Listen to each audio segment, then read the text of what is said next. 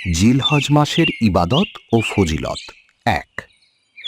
আল্লাহ কুরআনে বলেন, সূরা আল ফাজর আয়া 1 থেকে 2, ওয়াল ফাজরি ওয়ালায়ালিন আশরি, শপথ ভোরের এবং শপথ 10 রাতের। তাফসীরবিদগণ বলেন, এখানে 10 রাত বলতে জিলহজের প্রথম 10 দিনকে বোঝানো হয়েছে। এই দিনগুলো আল্লাহর কাছে অত্যন্ত প্রিয়।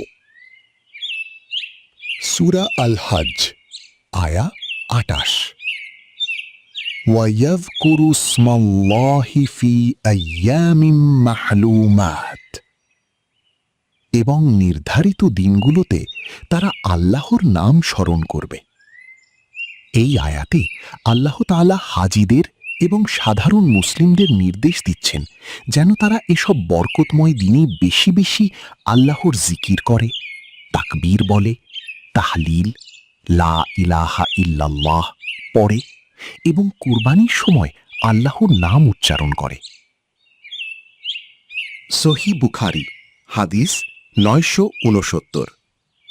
মুহাম্মদ সাল্লাল্লাহু আলাইহি ওয়াসাল্লাম বলেছেন, জিলহজের প্রথম 10 দিনের আমলের চেয়ে আল্লাহর কাছে অধিক প্রিয় আর কোনো দিনের আমল নেই। এই দিনগুলোতে নামাজ, রোজা, কুরআন তিলাওয়াত ও দান সদকা বেশি বেশি করা উচিত।